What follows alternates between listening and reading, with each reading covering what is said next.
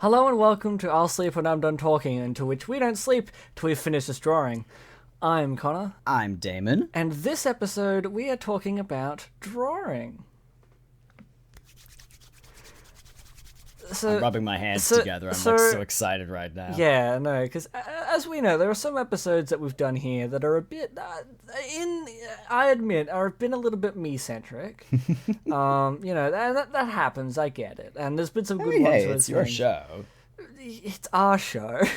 It's actively our show. That is true. That is true. But this is going to be a very welcome change of pace into which Damo is going to pretty much be running most of this episode. Yes. So I'll go first. My history of drawing was... fuck. So my history of drawing was I did a lot of, as a kid, young kid, I drew whatever, like, children do. But then when I got a bit older, and in primary school, I was playing a game called Ultimate Game Quest with a good friend of the show, Kyron, which has a lot of drawings of like, vehicles, and not a lot of characters. I draw a lot of vehicles as a kid. Some like robots, which that makes a lot of sense. I do like robots. Yeah. There's some really cool like mech designs I did over the years and stuff. But it was very centric to this Ultimate Game Quest, which is a game that Karen and I made up, which is pretty much we just put anything we liked into our game. Like we had Omnitrixes and we fought the antagonists from Draw to Life and time travel and shenanigans and driving cars and fighting giant robot, like make believe children behavior from primary school, like pretty much all those drawings, which I have a big book of, and I can show you if you ever want to have a look at it, of just drawings of everything. I had a drawing of what I would look like as like the cool hero guy. Kyron was a robot, which that's good. But yeah, no, it's like a lot of drawings of that stuff. And because obviously Skylanders was big at the time, we had like Skylander stuff involved in it as well. We lived in giant sky islands, which I think there is a drawing of that. But with that was because it was the first Skylanders game, or maybe the second one at the back half of this stuff like this. I was drawing vehicles for the Skylanders, which was very funny when the fifth game came around, and I'm like, wow, I designed better vehicles for some of these. But yeah, no, that's like my kind of main stuff I used to do a lot of drawing about. Then I stopped doing it for a few years, and then eventually, what age did you stop it at? Probably at around about maybe 11. Yeah. And then when I was about 14, I drew like 7 movie cars, like the DeLorean, the Ecto-1 from Ghostbusters, like the Batmobile from Batman 1989, the Mystery Machine. I just got into drawing a few cars here and there, then I stopped again. And then we hit 2019. I was in year 12, and I had an extra free class because I did the traineeship the year before. And so when I had to listen to the audiobook for English class, I would just be practicing drawing. Hell yeah. And that eventually led me to actually hitting the conclusion of, oh, hey, I can draw. Like, I'm starting to draw stuff that I can look at and be like, hey, that's not half bad. Yeah.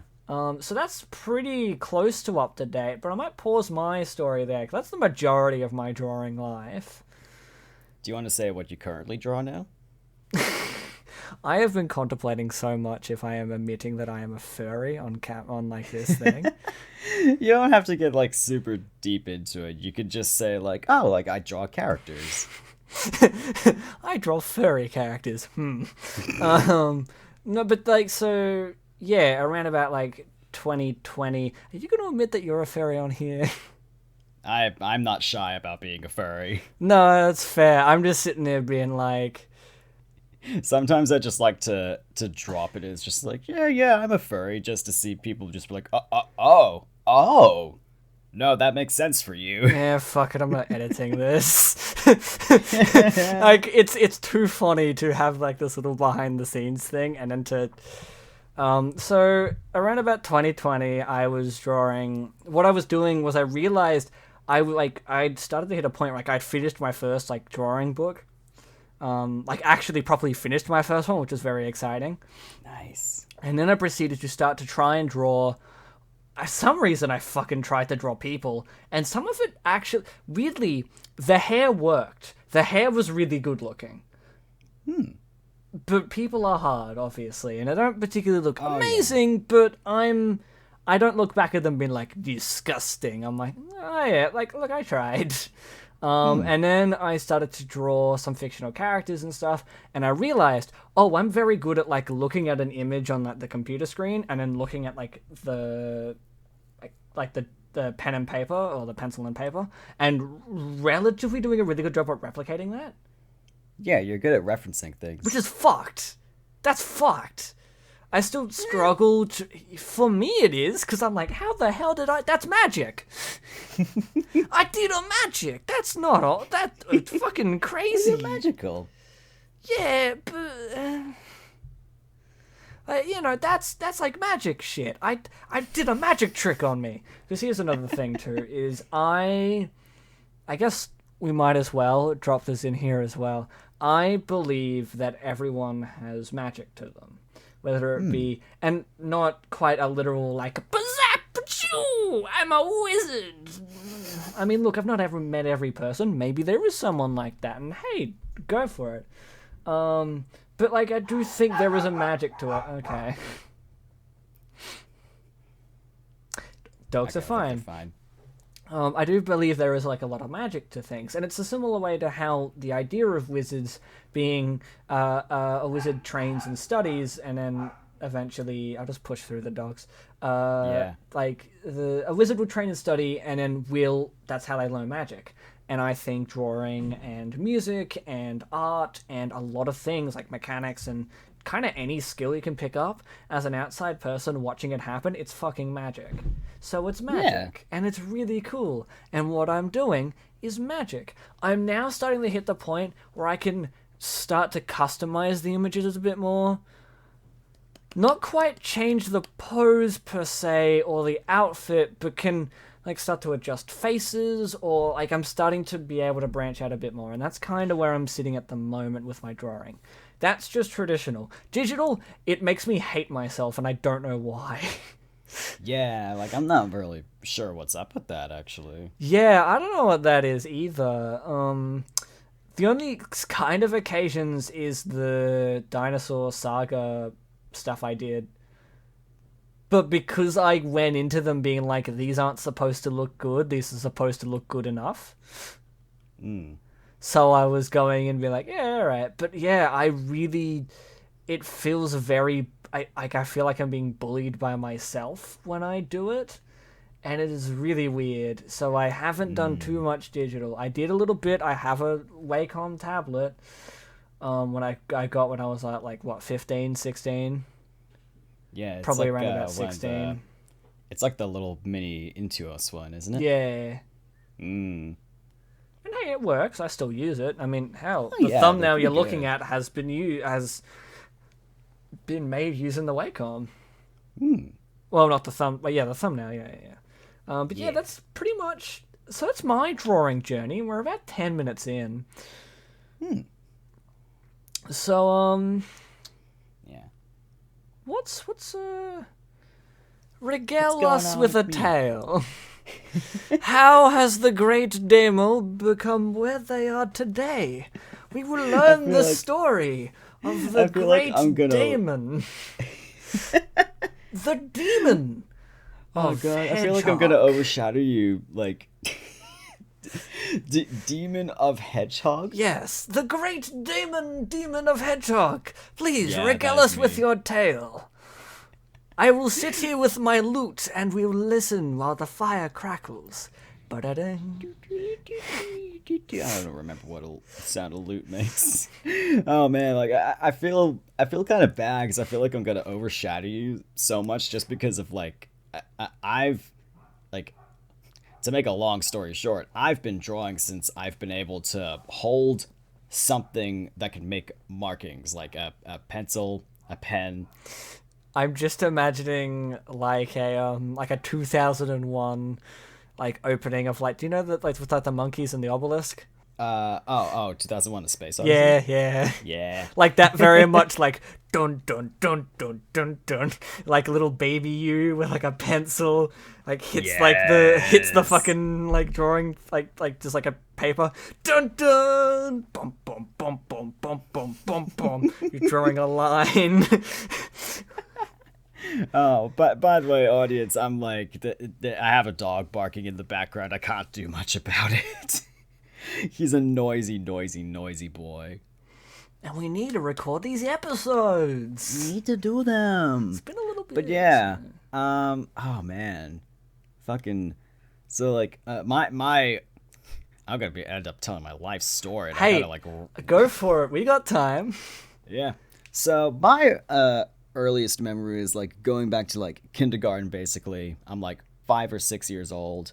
The earliest time I can remember like holding something that I can draw with, it was some kind of like pencil, probably like a charcoal, maybe. I don't think it was pastel. I don't think you would give pastels to like 6-year-olds. But like, I'm just gonna say it was like, let's just say it was like felt tip markers or something like that. It was basically just one of those things where you let kids just draw like squiggles over this giant like A3 sheet of paper. That was my first experience with making markings on a piece of paper, essentially. What I don't remember exactly what specifically got me into drawing specifically because there's a few different factors. Mainly just like things I really liked, like dinosaurs, dragons, and wolves. Those were the three main ones. So I kind of just started out like very crudely drawing those. And like I had these three characters, which is like a cat, a mouse, and a dog. This is a whole other story that I can't even go I into forgot much about the detail in. comic I made. Yeah. Okay. No, we need to make a different episode for comics because that's a whole other spiel. Not for me, but we'll get to that. Oh, for me it is. Okay, so future me, if we do Yeah. end up doing a comic episode, remember the little rat guy you made? Yeah, just remember that. I forgot I did that. And then the other my comic, God. like the 2-page comic you got 50 cents from when you were in primary school. Remember those two things. Listen back to. I'm not gonna remember to listen back to this episode. Listen back to this episode. This time. Make a note on your phone. Why would I do that? I've just made a note audibly. Fair point. Fair point. Anyway, like I'll talk about comic stuff in a different thing because that's a whole other thing for myself. So like I was drawing a lot of things, just like basically any animal that I could. I would occasionally draw humans, but I was aware that I couldn't draw humans that well. I thought I was amazing at drawing animals though, so so I kept drawing those. If anyone's ever heard of the children's novel series called Astrosaurs, that was something that I drew a lot. I drew the characters from there quite a lot. My screens have gone off. I don't know if anyone will remember what those are apart from me, but they were like everywhere in the libraries where I grew up. But I drew those characters quite a lot. So I drew those, drew a lot of dinosaurs, drew a lot of dragons, drew a lot of wolves. And wolves, like, and yeah, I know, I'm a wolf kid. I was a wolf kid. What a shock! What a shocker! Whoa! Who would have thought that the person who would play as Venom and then would eat the eat the fucking people of New York City turned out to like wolves? Whoa! Yeah, but wolves basically became like the gateway for honestly everything for me in terms of like my creativity. So like drawing, comics, writing books and writing comics, and like games, basically everything. So one of the things that really sparked that was on our very, very crummy like a Windows XP computer, I decided to look up drawing tutorials, which is basically just going into Google Images and searching up how to draw a wolf. And if anyone remembers pretty sure the site is still up, but if anyone remembers the site Drago Art, which is basically just a bunch of like very simple, like step-by-step how to draw this. And I think the things I looked up specifically were like, well, not looked up, but the things I found on the website were like how to draw anime wolf, how to draw like a Halloween wolf. So and like that anime wolf how to draw, I just used over and over again. So like I drew the actual thing once, and then I basically just drew that same image, but I changed like say for example like the camera position, or I would change the direction that it's looking. And oh boy, what did I do after that? So like it kind of went like that for a bit. I would so like from like age 6 or 7, I was just basically drawing like that for a while, and I was drawing very crappy little comics I made from scrap paper. And it wasn't until I turned, I would say 11, that I would say I started to actually take drawing seriously. And like of course now is where my memory gets a bit kerfuddled, but it's kind of like the gateway point in which it stopped being a thing that like I just kind of did, I guess, and more so a thing of like, oh yeah, this is a hobby of mine. And I started doing it more and more often, and it just like took up more and more of my time, and I talked to people a lot less back at school. Occasionally it got to points where teachers were getting upset that I was doodling, of course, instead of paying attention to school. Granted, they should have made the classes more interesting, but, you know, just You had kind the of... fucking doodling experience. Oh my god. You had the fucking stop doodling in class, and you were sitting there being like, I have ADHD. The fuck do you expect me to do? You know, like, one thing I got in like really big trouble for doodling in class was for, granted, this was in like, I think I remember this being in a textbook, although like my memory could be serving me not too well. But if it was in a textbook, I do remember it being on like the very, very back of the book. It wasn't interfering with anything. But of all the things I could have been doodling in there, so like keep in mind I was like 11, 12. This is like 2012, 2013. I was doodling Slender Man. Ooh. Yeah. I don't remember when Slender Man got really big on the internet. I think it must have been like 2011. I think it was 2011. Yeah, because I think that's when Slender came out, didn't it? Yeah. Yeah. For whatever reason, yeah, like I wasn't really like a creepy no, actually no, I was a creepy pasta kid. You were. But I was like, I wasn't interested in a huge array of creepypastas. It was mainly just like Slender and Sonic like a bunch EXE. of Pokemon. Sonic EXE. Yeah, I was into Sonic EXE. I was I was always a Sonic fan, but I was a very closeted Sonic fan at the beginning.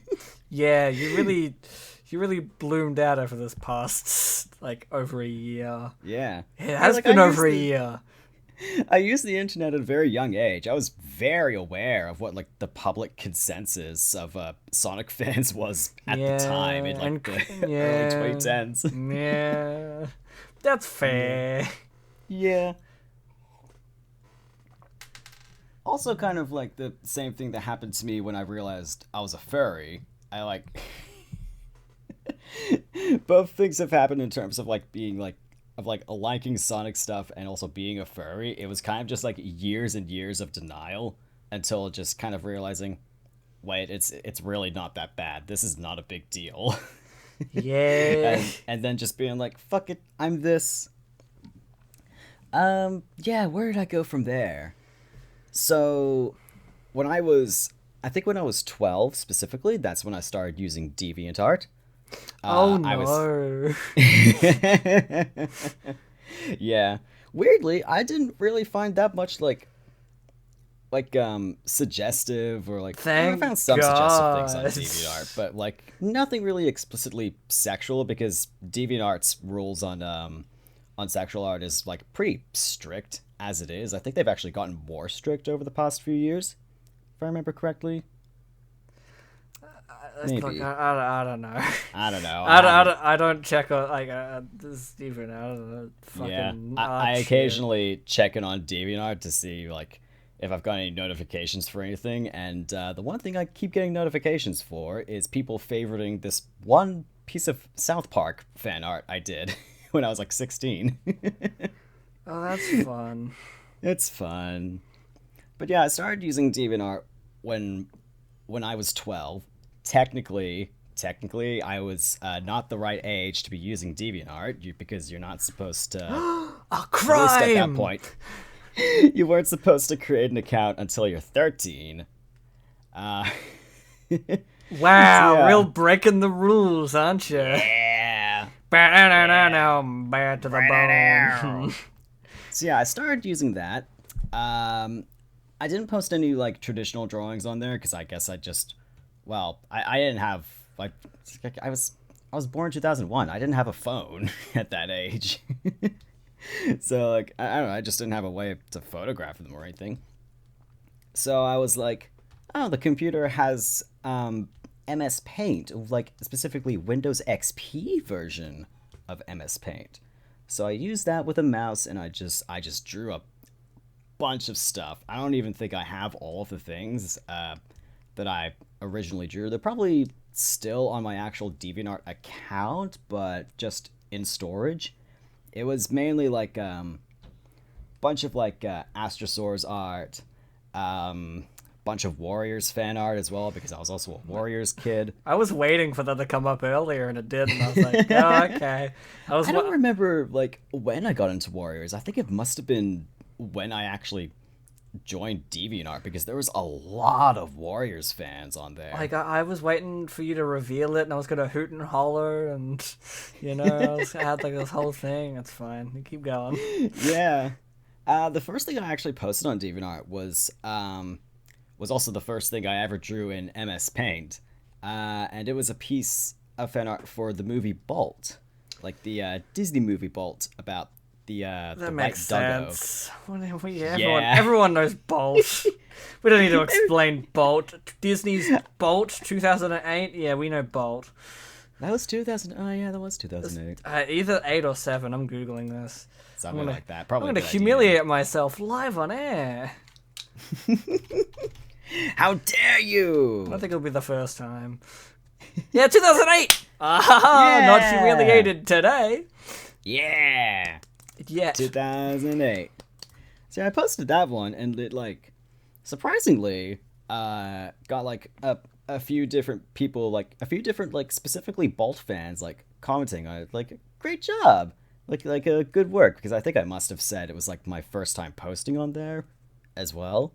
But I guess also the Bolt community on DeviantArt in like 2013 must have been unsurprisingly pretty niche. What? I don't know. I don't know about that one. I feel like it was one of the temples of the internet back then. I don't know about that. Know. Yeah. And another thing I did fan art for, well, a few other things I did fan art for occasionally, was like various like YouTubers I was watching at the time, like PewDiePie, but because I couldn't draw people, I fucking drew him as just a wolf. Oh no. Yeah. Oh no. I knew how to draw like 3 things. Well, no, 4 things. Cats, wolves, dragons, and various dinosaurs, if they're incredibly simplistic. Thank God this isn't a visual medium. I can Don't I'll pay send you... attention to the platform this is on. This is an only audio system. There is no links. You cannot find these images. Remind me to like send you a few of like a select couple of early pieces that you could just. Oh like, no! You're making me edit. I'll help if you need. It won't be anything big. I'll probably just send through the Bolt thing. Yeah, the Bolt thing is gonna be like a Like here's the Bolt thing right now. That's the first thing I ever drew in MS Paint. It was this first piece of digital art ever for me. Anyway, what was I up to? PewDiePie as a wolf. I'm not sure. I'm not even sure. No, have PewDiePie as a wolf anymore. Good, probably for the best. Because fun fact, that PewDiePie.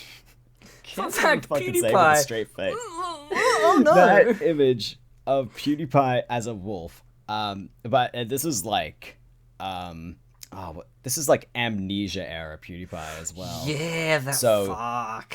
Yelling at barrels. Stefano's in the background. There was something else in the background. I don't remember who or what it was.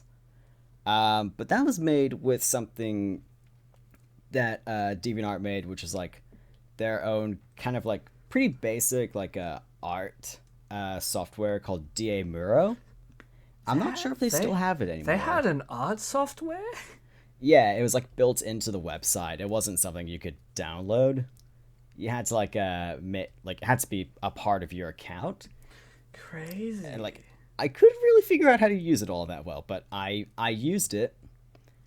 But yeah, I used that, and I'm not sure if there was any way to store DA Muro pieces. I don't think there is, and I definitely wouldn't have downloaded it either.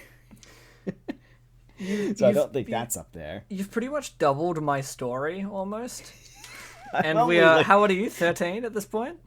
Probably 12, 13. Okay, yeah, there we go. You've almost like doubled time-wise almost. Yeah. I mean, hey, look, good. Keep going. Honestly, like my teenage years are gonna flash through pretty quickly anyway. Oh, okay, that's fun. Yeah. Because like it kind of like slows down by that point anyway, because you know I'm a teenager. But yeah, like one other thing I did fan art for was this webcomic series called Off-White, which I would, if we do a comic episode, I'll get more into that. It's basically like You probably will. Yeah. We're running out of episode ideas. In a nutshell, it's a comic about wolves and people learning to like having to learn to live together, and it's based on I think Norse mythology, if I remember correctly. Okay, that's cool. Yeah, it's pretty cool. It never got finished, unfortunately, but I'm still like a massive fan of that series. But yeah, that was one of the other things. So like I met a bunch of people through DeviantArt as well. I made quite a few friends. I'm not really like super in contact with most of them though, because like I mean, by the time a lot of us were later teenagers, we kind of just drifted off and started doing our own thing, just as that happens. What else did I do? So then I figured out that our Windows XP computer had Photoshop 8 specifically, and I started doing a lot more things on there. And things started to get, like, bloody and gory because I was, like, 13. Oh, and you were a Warrior Cats fan. And I was a Warriors yeah. kid. So of course that was going to happen. Fair. What was I drawing at fucking 13? Please tell me. I guess that would have been my comic era of drawing a little rat and Death. Yeah. As in the disembodiment. He was a guy. I like Death. I like the idea of the Grim Reaper. I think they're really interesting, and I like when they appear in stories. Yes, I love the Grim Reaper. Shout out to probably my favorite one, which is the most basic fucking answer, but he's so good. Of Terry Pratchett's one, he's good. I like that. I'm gonna have to look that one up later. I'll gush about him later. It's I can't really. Maybe I could find audio clips. Don't worry about it. I'll gush about him later. He's great. Anyway, back to your story about drawing gore and guts and yuckos. Yeah, it wasn't like I say it wasn't extreme gore because like. But if you showed me, imagine this. If I showed you, so you're like, hey, you would be squicked out. Yeah. Okay. There we go. But so like when I'm looking at it, I'm like, that's not how that works. That's not the right organ. Yeah. That is. That's where the stomach's supposed to be, not the lungs. Yeah, like the gory stage. Like I didn't stay like a certified gore artist for very long. I think it continued until I was Certified Probably gore artist. Is there a little 14? badge you're gonna have on? Certified gore artist. Certified gore artist. I'm not a gore artist anymore. I don't even remember the last time I drew blood, honestly. Yeah. But yeah, so that stuck around for a few years, and like yeah, the reason that came along was because I got super into online warriors media, and Yeah. yep, and of course, That'll do online it. warriors media at the time was super bloody and gory because that's kind of just how the series was. A lot of cats just die in that. And I can just like gush, not really, not really gush. I don't really love Warriors as much as I used to. I'll be honest. That's fair. That's reasonable. Yeah, but I can talk about Warriors another time because there's a lot of things. Yeah, I could talk I've been about. thinking about it, being like, oh, we should do a childhood books. We've done childhood Oh, we games and TV should. shows. We should do books. But Childhood again, books is a great idea. the mental image of you reading Warrior Cats being like, oh my god, how could they do this to so-and-so? Flipping through, cut to me being like, wow, Captain Underpants is great. I'm 13. Woohoo! Oh, Yeah. fuck. Oh my god. So I actually wonder if I can go back and try to find some of my old stuff. Not super far back, just kind of like just trying to see where I'm up to. So yeah, I think like at this point in time I was using Photoshop CS6, but like I didn't know how to use it. So I just made do, and I think at around this time the first Five Nights at Freddy's came out, or maybe the second one. 2014. 2014, Woo! baby. So my friends and I made FNAF fan characters, and my friend did a lot of things with theirs. I did fuck all, basically. Because I was like, this is a had cool a FNAF concept. OC? Yeah, it was basically just a A what the fuck hedgehog. is it called? No. What the fuck are they called again? The animatronics. Yeah. I had basically just an animatronic version of my persona at the time. Oh, I fucking forgot to mention personas. What was your persona at the time? Oh god. So like I may as well just quickly run up like what my personas are up until this point Hold in time. on, before you do it. Yes. Continue. Okay. So technically, like, I'm not even sure if I could count, but my first, like, quote unquote, persona was literally just like Scourge, as in like not the Sonic version Scourge, but the Warriors version Scourge. I didn't realize that was a Sonic version. I was like, yeah, the Warrior Cat guy. Yeah, I saw. Yeah, okay. Oh my god. Dude, you have no idea, like, back in the DeviantArt days, anytime I just searched up Scourge and didn't, like, emphasize anything else in the DeviantArt search, so much more of it would be Scourge the Hedgehog instead of Scourge the cat. But that makes sense given the Warriors. time. It makes sense, yeah. But I remember me not knowing who this character is at that age, and just thinking like, what the hell is this? I want my cat. But anyway, yeah. So at the time, because I was just huge into Warrior Cats, my username at the time was Warrior Cats related, and it had Scourge in the username, because of course it did. It was like Scourge and like a bunch of numbers at the end. So my, like, I would say, like a mascot persona type of thing was literally just Scourge, but I've altered his personality to be kind of flanderized in a way, but also not, because it bears no resemblance to him apart from appearance.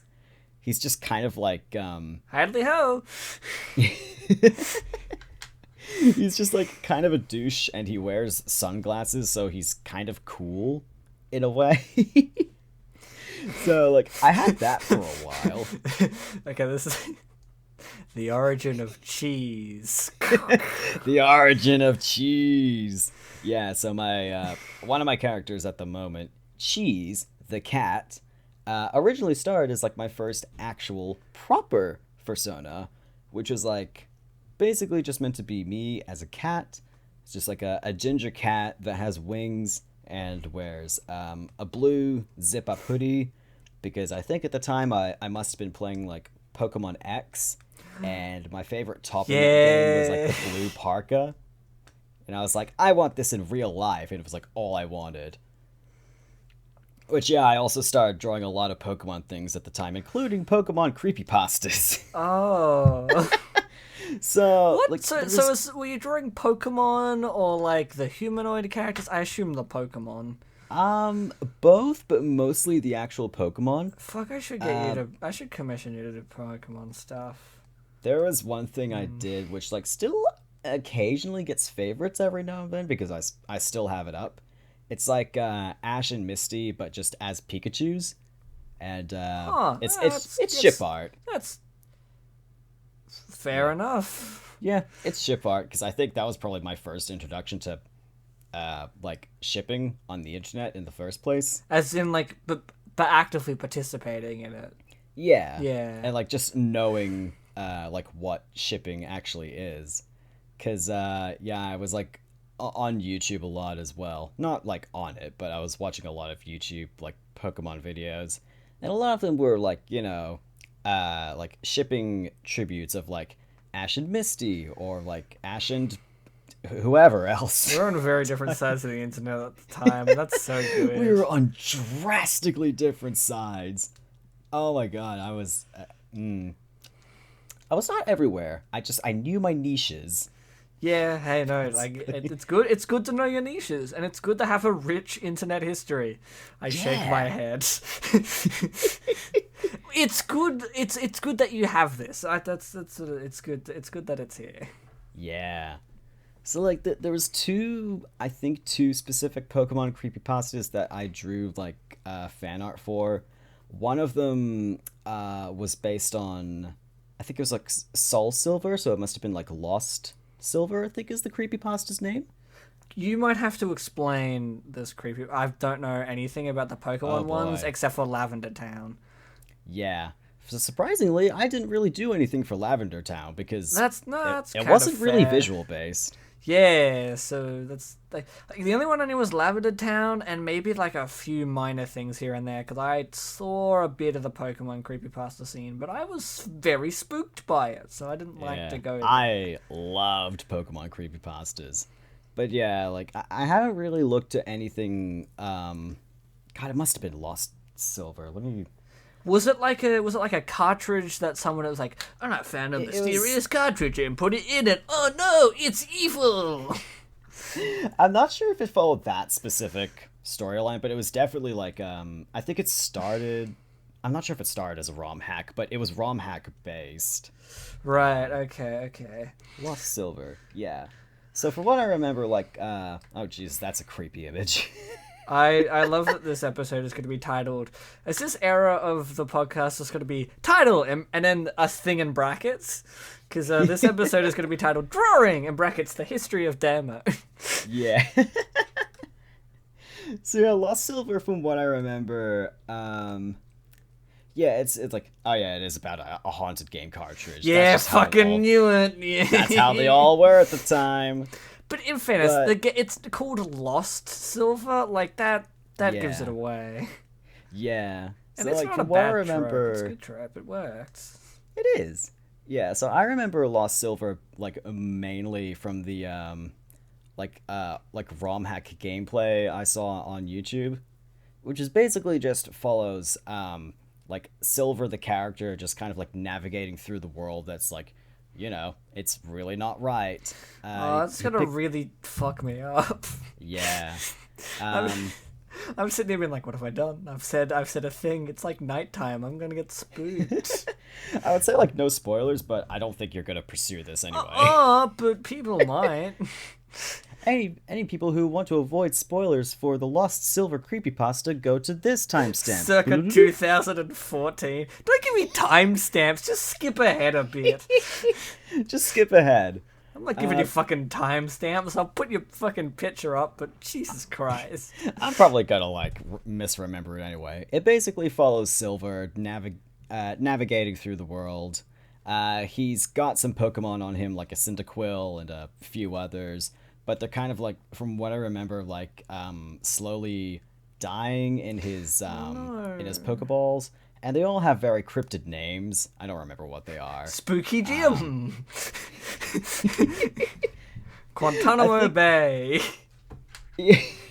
Jerry with a toothy grin. He has like the one Cyndaquil, actually, from what I remember. But anyway, as he goes through the world, he also just kind of acquires various like I think they're called unknowns. They're like the letter Pokemon. Yeah, they would be unknowns. Yeah, and the unknowns they spell out various things that go along, and I'm pretty sure they're like direct messages from the Cyndaquil. Watch out for that cliff. Yeah. I'm like, why am I having the energy of what the fuck's his name from BuzzFeed Unsolved, the guy who just fucks around? Yeah. So yeah, like the unknown they just change to like say different messages basically. I don't remember what any of them are, apart from like near the end when they say something along the lines of like, he died because like the Cyndaquil died. But that's not the only thing that's happening, because Silver is slowly, for some reason, losing limbs as the story progresses. Why am I unsettled by this? That's the worst part. This is not good. I'm just sitting there being like, oh, my legs feel colder. I need to... What the fuck? You know how in Pokemon you can open up your screen and it just shows you like a portrait or like a profile of your character? Yeah, the player like opens it up every now and then, and just like slowly, as more time goes on, Silver just for some reason loses more of his body parts, I guess. No, of course I fucking know why this shit's scaring me. Because it's the classic trope that actively fucks with me, which is, hey, thing from childhood, let's make it fucked. Yeah. I mean, like, to be fair, this one, like, I was obsessed with it, but it genuinely freaked me out for the longest time. No, fucking fair. And it is so upsetting that live on this fucking podcast, I am getting spooked by fucking Pokemon creepypasta circa 2014. I told you I would embarrass myself on air. I told you I'd do it. Oh my god. Fuck. Anyway, like I there was one other Pokemon thing, creepypasta I did fan art for. I think it was called Buried Alive. Okay. Which like, it was weird. I don't. No offense to the author or anything, but like my memory of it isn't exactly like stellar writing at all.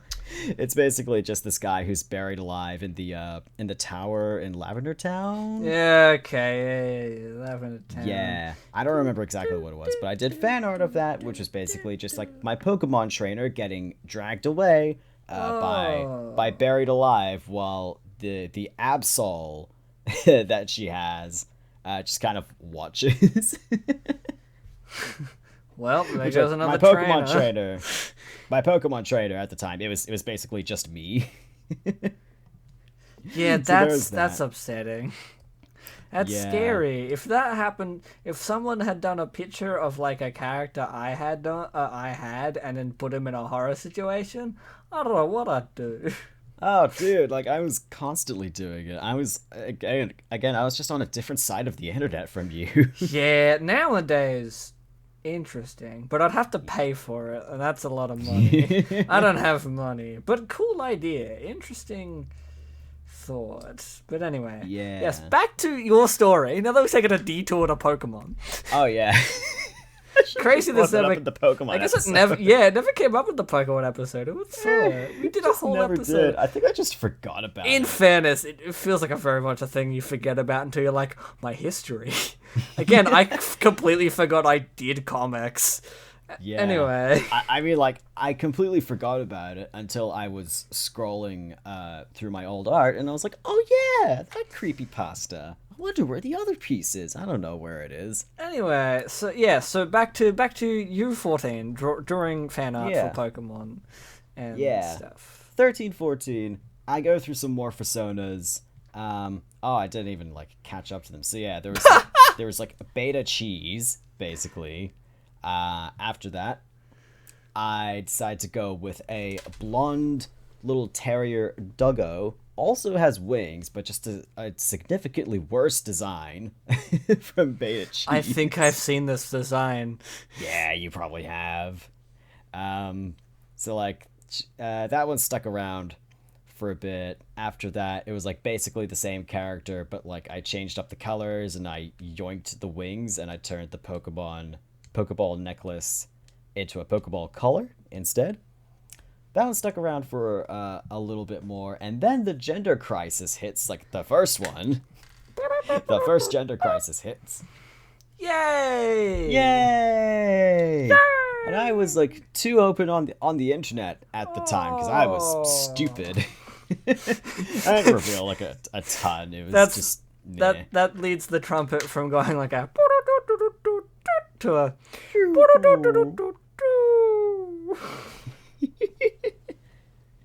So yeah, I think it must have been around like just before the gender crisis as well. Like I started really getting into like animated web series, but like probably not the animated web series you're thinking of. It's the animated web series that I grew up with, which was I'm trying to remember the names of them. One of them was like The Missing Light, which I actually like. I hosted a multi-animator project for that never got finished, but granted, quite a few people finished their parts. So there was The Missing Light. There was I think it must have been called like Cow of the Wild or something like that. That was a really, really early one. These are all wolf-based, by the way.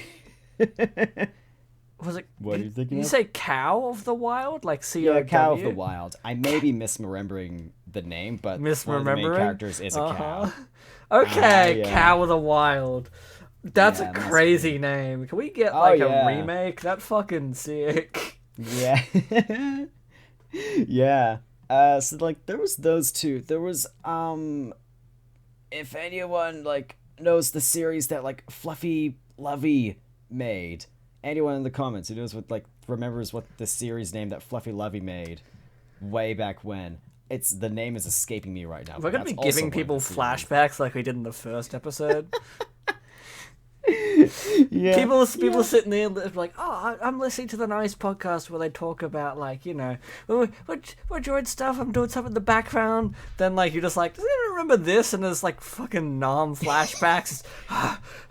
Looks up at a ceiling fan. Fuck. Oh no. No. I'm so excited for this comment. I'm so excited for people to listen to this. Yeah. So I was watching series like those for ages. Because, like, basically, back then, at least in my experience, if you were, like, a furry artist, like, not specifically, like, furry, but, like, if you just drew things like cats and wolves. So, basically, if you're, like, a Warriors kid, or, like, an Off-White kid, or, like, a Wolf Quest kid, Feral Heart, Animal Jam, if you were a part of those groups, basically, like, everyone was kind of like lumped into the same kind of community in a way. So everyone kind of just... You just did like a fucking hit and run. It was like a fucking Gatling gun. Yeah. So like all of those were kind of just involved in the same communities because they just interlinked a lot.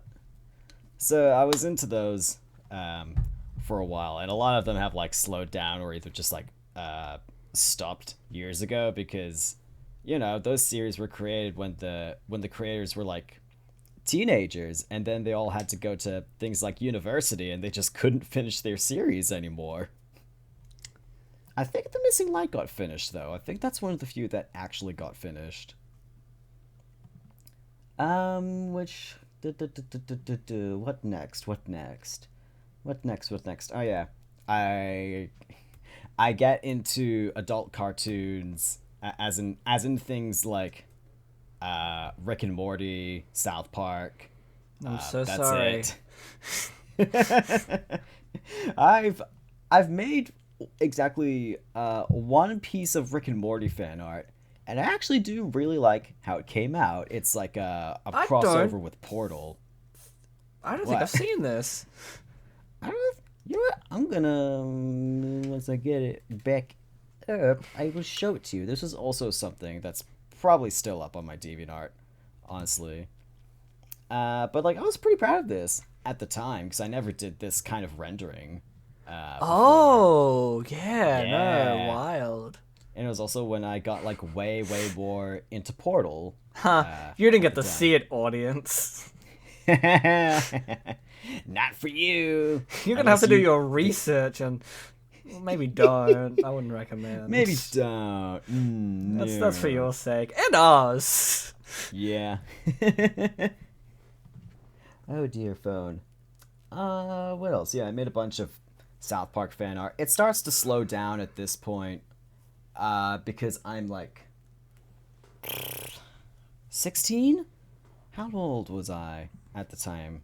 There's some Yandere Simulator fan art in here. Oh, wow. Yeah. Hey, a little bit of my internet's back here. Yeah. A little Finally bit. found something. A little bit. No, I saw a little bit of it here and there. I remember when it was big. Oh, yeah. I remember when people were like, when it was wow, I can't wait big. for the game to finish. I remember when people still had hope. Oh, God, yeah. So early days of the game, but I remember that, yeah. I was there to see it when it got big, and I was also there to see it when people kind of just started dwindling off, and I was like, I don't think this game's gonna get finished. Yeah. Yeah. But, fucking what else? Yeah, so around this point, it kind of starts slowing down. I don't really post things to DeviantArt anymore, because, yeah, I'm 16. You're cool now. You wear sunnies. No, that wasn't cool. Coolest boy in the West. No. I want so much little bits of art of just you, like not like fancily done, but just kind of like squish animation, just being like fanciest boy in the West. Yeehaw! Yeah. Oh my god, I totally like forgot like the like a bunch of Undertale and like NSP and Game Grumps fan art that I did. Whoa! I don't think I've seen these either. Hold I on. think your Undertale ones I might have seen, but You've probably seen them. yeah, I'll send NSP you, and this is I'll send you the NSP and like, I mean like Game Grumps. It's like I- one little bit from Game Grumps. I should try and draw Game Grumps. Yeah. I drew That is your old art style. Yeah, that is it true. is. And also weirdly is an art style that works really well for that era of NSP. right. That's Yeah, fun. I was fucking. How old was I when I drew that NSP thing? I was 15 when I drew that, apparently. And what's a fun thing about that, tying it back to my art journey, what the first drawing I did where I looked at it and I'm like, hey, that's actually kind of good looking. Like, that's like not so bad. Like, that's actually a thing I made and that's cool. Was also Ninja Sex Party art. Hey! If I remember, I'll post my picture. Maybe. Yeah. Or not. I'll cut it. Fuck it. Who knows what'll happen? Anything could happen in their editing room. Fucking. What else is there? Over like the course of my DeviantArt stuff as well, I took various commissions as well, but it wasn't for real money. It was for like DeviantArt's like points currency kind of thing, because you know, like I didn't have a card at the time, so, but I still wanted to do commissions, so I just did them for insanely cheap as well, because I didn't understand the currency system on there.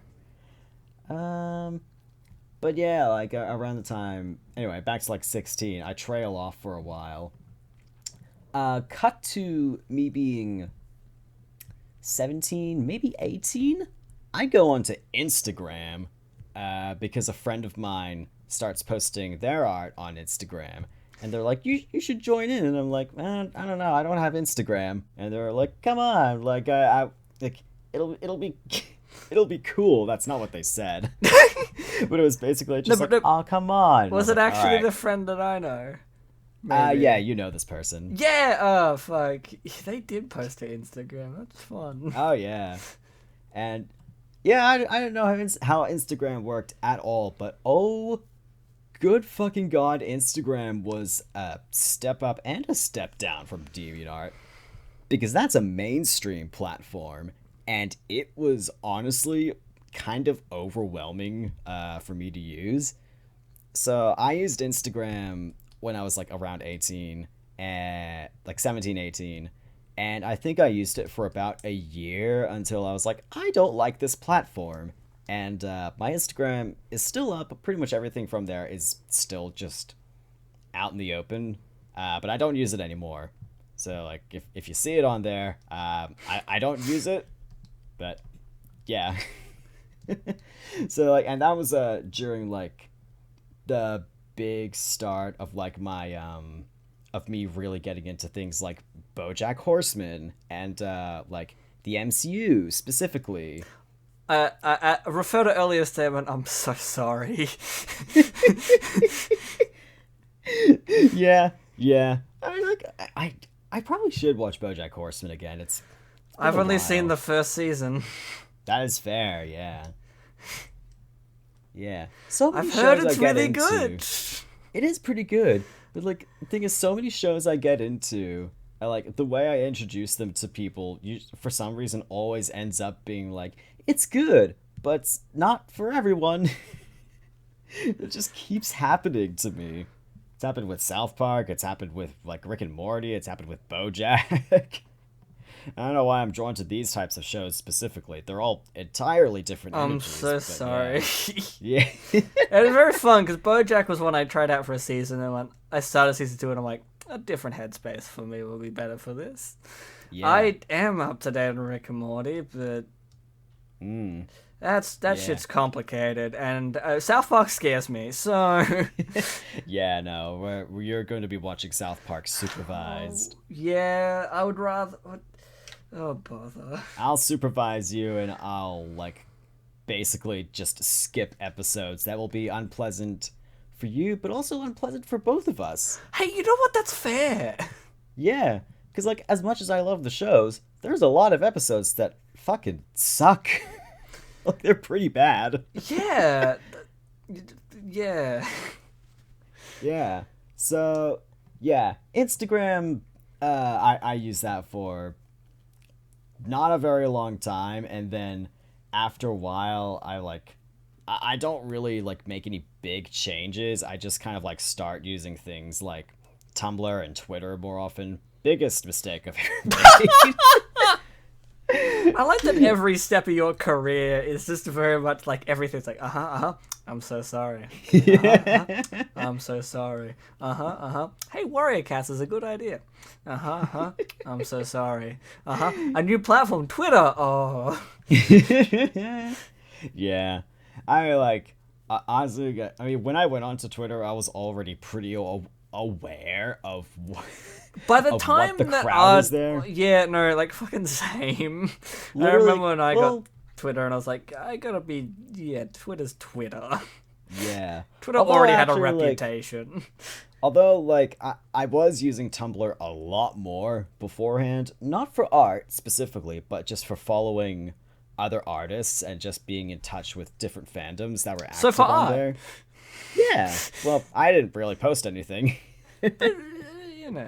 But dang it, I followed a lot of artists. And then the Great Purge happened of whatever year that was. What was it? Like I want to say 2017? 2018, I thought it was. Yeah. Oh, God. It was something like that. Because it definitely wasn't 2019, but no, for some reason, 2019 was the fallout. I remember 2019, all the tumblers being like, woofed. Yeah. But yeah, like, I was following a lot of artists on there, a lot of really good artists. The Purge was basically announced, and everyone was like, so we're kind of fucked. Twitter allows us to do this, though, so we're probably just going to move over to Twitter. And I was like, all right, then. And I wasn't in a rush to use Twitter. I was very, very, very slow with it. And I used Instagram instead for a while. And then I moved over to Twitter. And, like, I used Twitter... Well, I still use Twitter quite a fair amount. But for the sake of my own sanity, I very much limit the amount of time I actually spend on there. That is what we in the business call a good idea. Yeah. So, like, I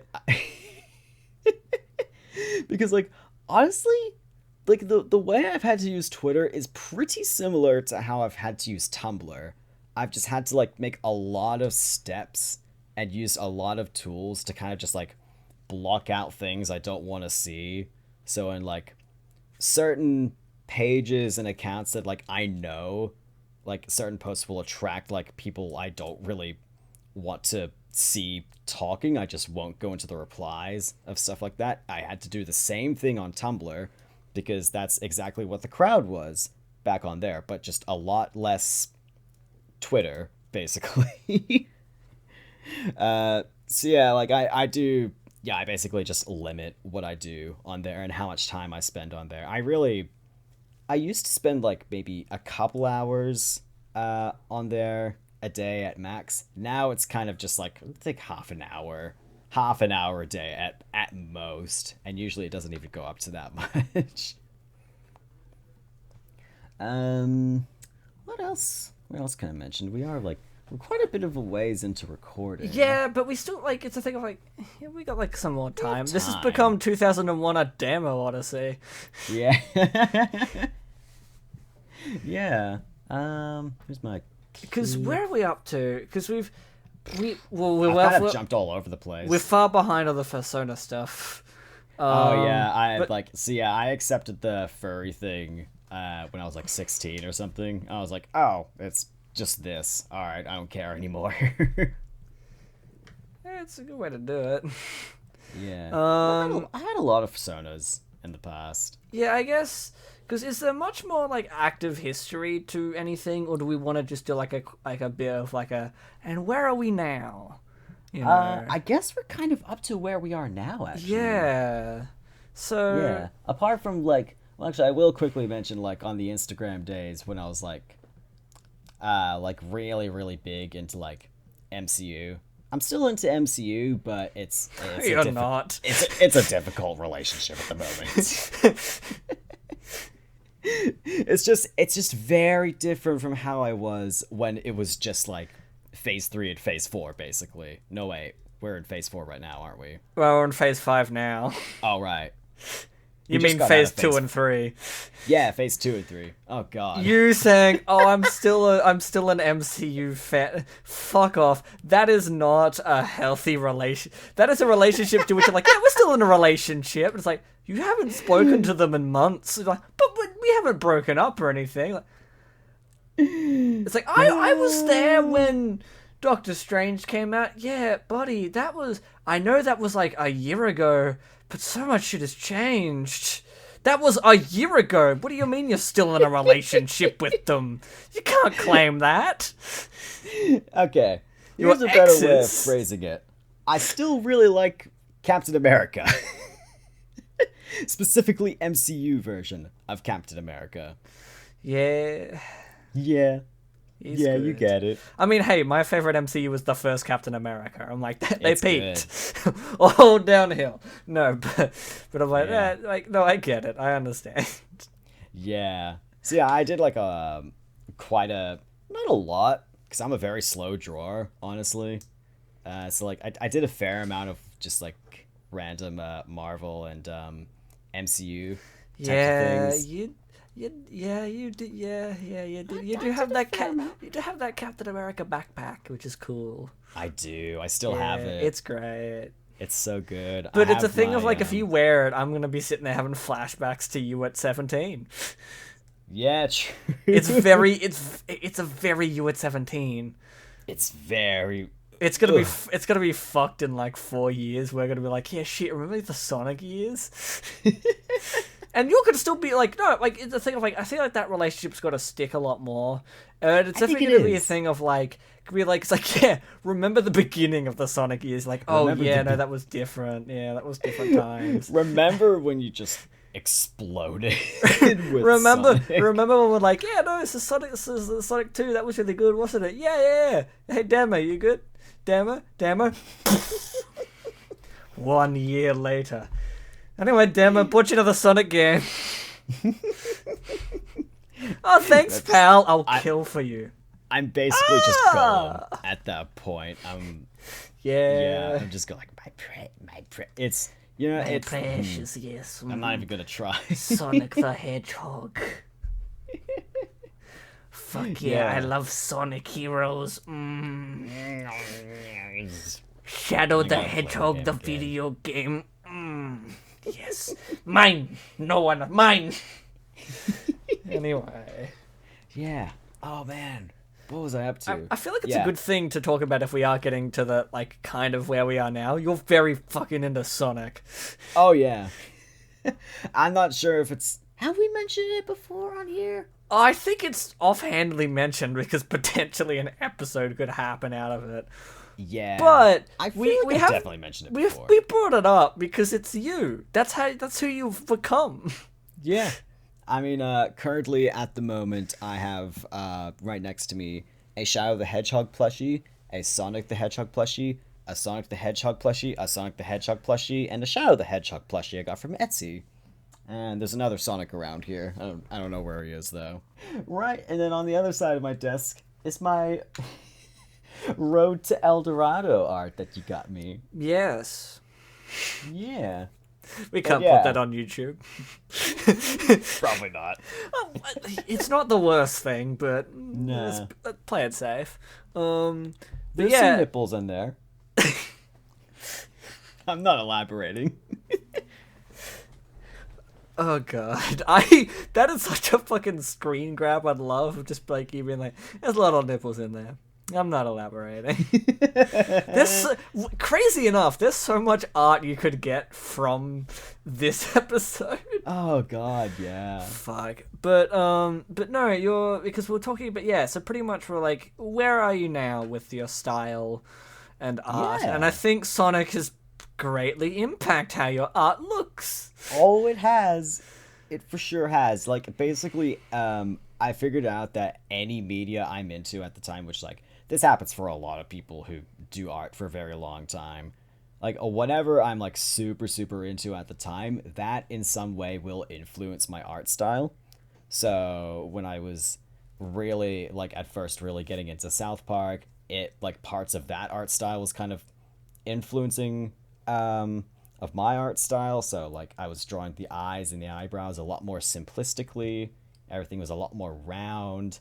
And then when I got into Avengers Earth's Mightiest Heroes, the style became a lot more angular. Yeah. And basically just the show's art style. When I started out, it was basically all the same because I was just copying other artists I was following online. And a lot of people had very similar art styles anyway. So, yeah, it was basically just what other people were drawing. And at the moment, like, my style has kind of shifted from, like, typical kind of furry art style, but a little bit more angular. And now it's, like, because I'm drawing Sonic so much, it's becoming a lot more simplistic. And I'm kind of, like... I'm kind of finding it, like, not very pleasurable to draw, like, semi-realism, I guess. Because I used to do that a lot. And now it's becoming a lot more cartoony and, like, it's been kind of also anime influenced for, like, a very long time anyway. But the anime art style influence is very much creeping in.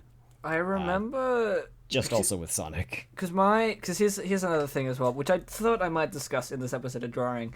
I do a lot of commissions. I commission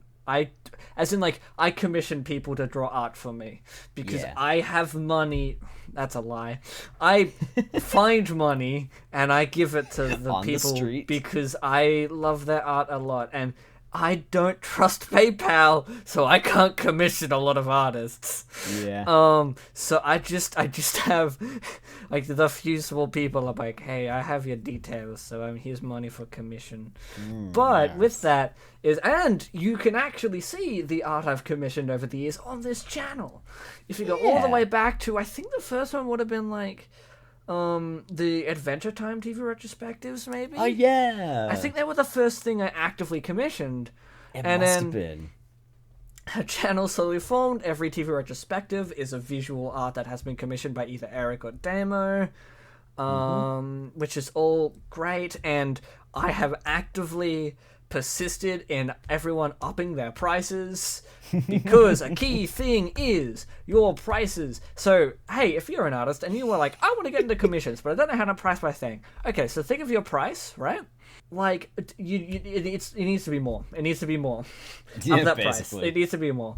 Whatever you're thinking of, just add more. Yeah, like, at first I was going to be like, double it. And I'm like, oh, depends on the thing, obviously, it's a bit more complicated, but doubling it is not a bad rule. Especially if you really don't think your art that highly, and if you're like, oh, I don't know, just, hey, listen to me. Trust me, doubling it is good.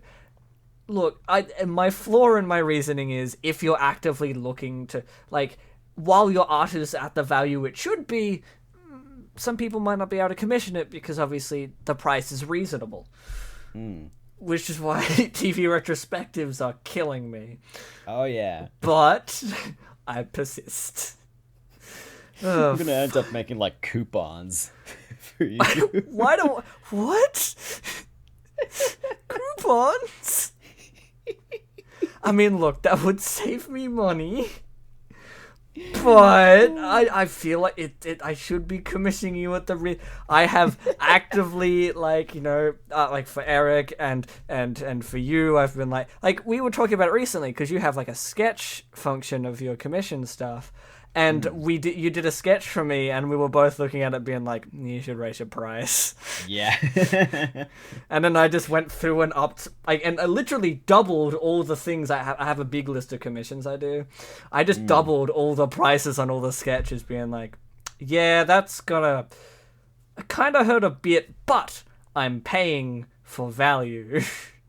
I am paying a reasonable price. You know, and I am actively giving you the good monies because you do some fucking great art for me. The art for this show, all of it is all done by Damo.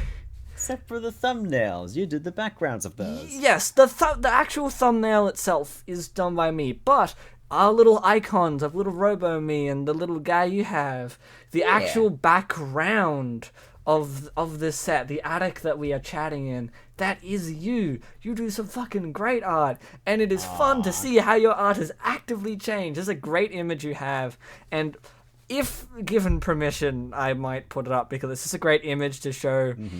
I might potentially cut it at a certain point to show how much your style has changed from that furry realism to anime Sonic. Because it is one of my favorite little images. You're like, I did this, and I'm like, wow. Seeing those ref sheets go dun, dun, dun, dun, dun, dun, dun, and I was like, god damn. Oh yeah. Yeah, it's a great image. You have my full permission to put it up. The full image of it? Yes. It's a very fun image, and it's also fun to see the commissions I've commissioned and being like, wow, it is become more Sonic or more anime. There was a point in time I explicitly remember you were getting to like not film grain, but like 90s grain onto your like styles. Oh yeah. And I remember sitting there being like, oh, that's really good, and it looks fucking great. I don't know if that's what I want for everything I want to do. But yeah, the one issue with doing a bunch of overlays and like effects with things like those is that as much as I wanted to put it on like everything, I just couldn't, and there were so many situations where it just didn't work. And I was wondering when it stopped. Why? I don't know. I don't really know. I think like at one point I was kind of just like taking a break from it or something, or I was just like trying out other things, and then I just kind of kept forgetting to do it.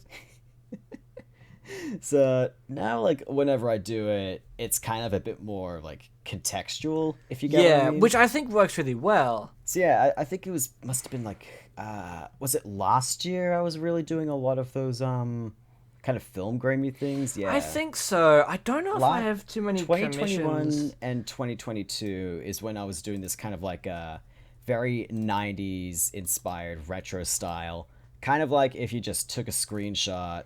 Well, like if you were, I'll show up an art VHS. example of what you've done. You send me one that works for that. I'm looking at the images I've commissioned. I don't think I commissioned anything too much. At least I'm not sure if you did. I think that was maybe like one thing. Maybe. I remember that was actively that, but aside from that, I don't think it was much else. Yeah. So it was like very much steering in the direction of like if you recorded something onto a VHS tape and like you pause the VHS or something and it gets like that super super film grainy quality. There's like a there is a proper term for it that's like a bit better than what I'm about to say, but like a chromatic aberration or like a color bleeding, I think it might be. Yeah, but I was doing that a lot. And it kind of got to the point where I was thinking, like, the method I'm doing this chromatic aberration thing in it is kind of making it a little difficult to look at. To the point where I was like actively making things of like, here's the file with all the effects, which is like the finalized version, and here's the normal one in case the other one makes your eyes bleed. So like, yeah. So I was doing that for a bit, and it kind of just dropped off after a while. And I started actually getting a bit more just into like a general, kind of like a normal like illustrative or like painterly art style. That's right, you did the fucking paintings. Yeah, Yeah, they were rad. I do paintings every now and then. I rarely finish them, but I've done a few. I have done quite. It's unfortunate that I don't have anything that would require like that type of style, like of like a commission thing. The only thing I could think of is that one image that we talked about. The comedic idea of is painting someone stealing something. like a big like gorgeous painting of someone stealing something, and I'm like, that's funny. Hell yeah. Yeah, what else can I mention? Yeah, so my art style at the moment isn't really honestly because I haven't really had the time to just draw a lot in my spare time anyway. Hopefully that changes once the holidays come up. I really hope so because I miss drawing a lot at the moment. I haven't done it in a bit, and I still have commissions that I need to do. Yeah, it'd be nice when you can get back into just being like, I did a little drawing, and it's like, fuck yeah. Yeah. I think... my art style at the moment, because honestly most of the time I'm just drawing Sonic anyway. Like Sonic, Shadow, just anything Sonic related, or just one of my personas or one of my characters. I'm kind of just experimenting a lot, and it kind of just feels nice not to be tied down to anything really specific or like, no, it has to look a certain way. And like that was something I thought was really important when I was a lot younger, but like honestly, like art styles are a myth. They do not matter if you're just like an independent artist, really. Just draw however the hell you want. Just draw whatever you want, experiment as much as you want, as much as you can. It's a lot of fun just to experiment with different styles and see where your abilities can take you, really.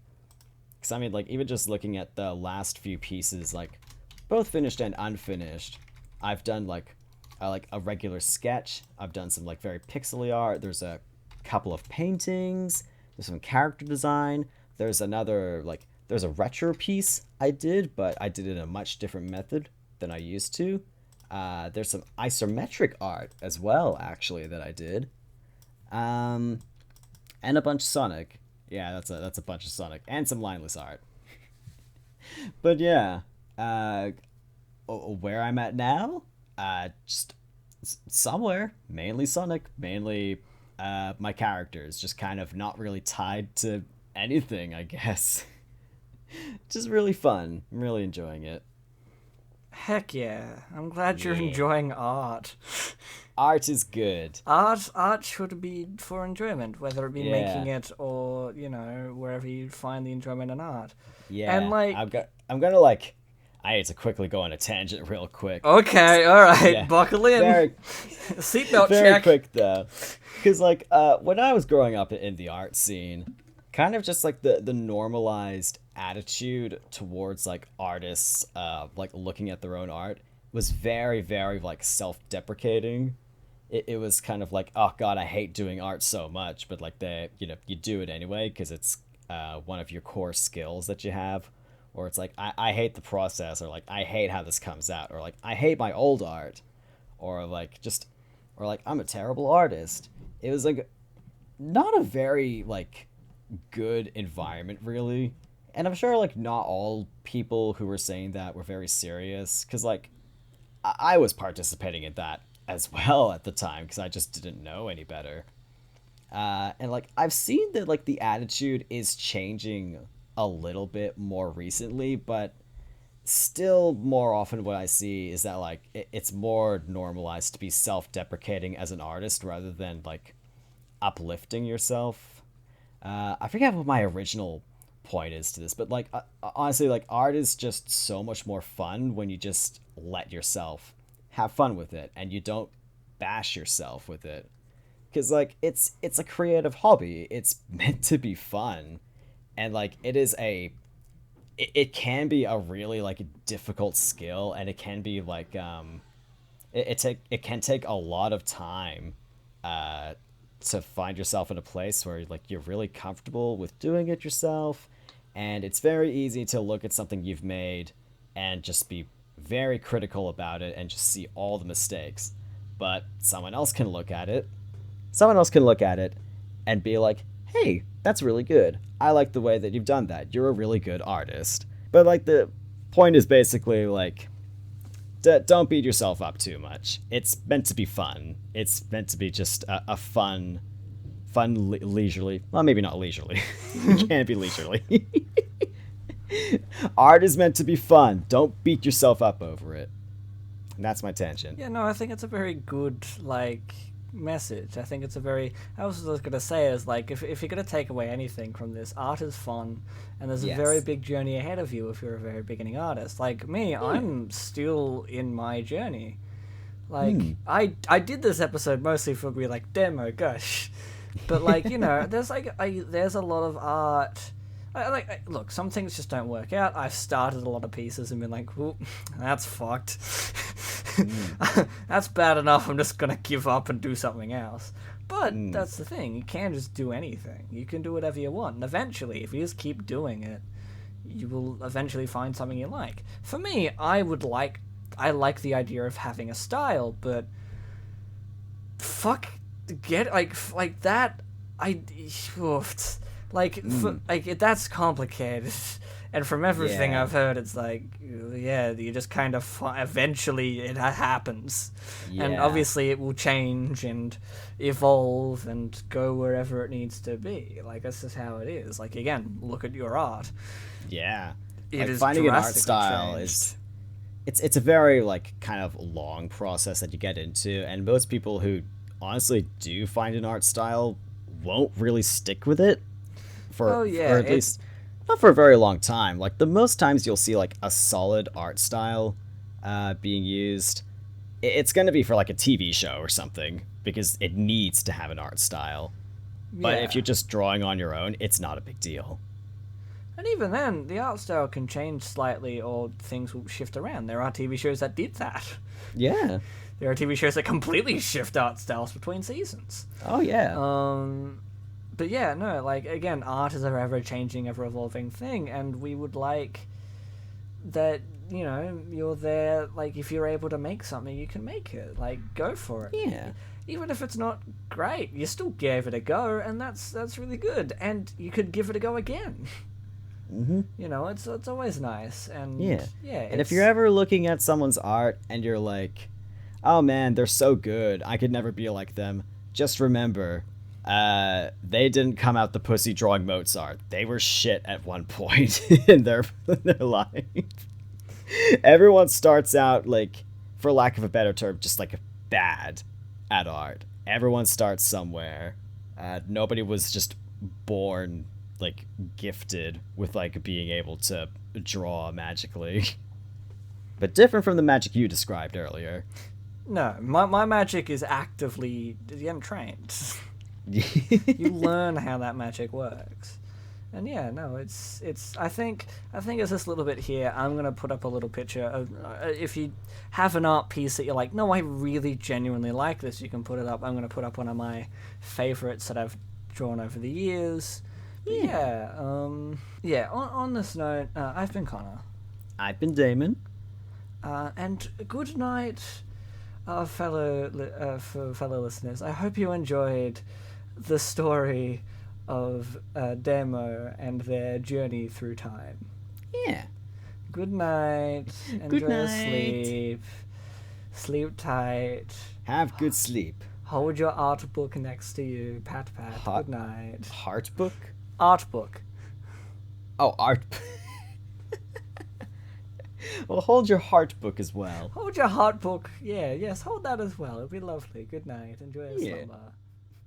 Good night.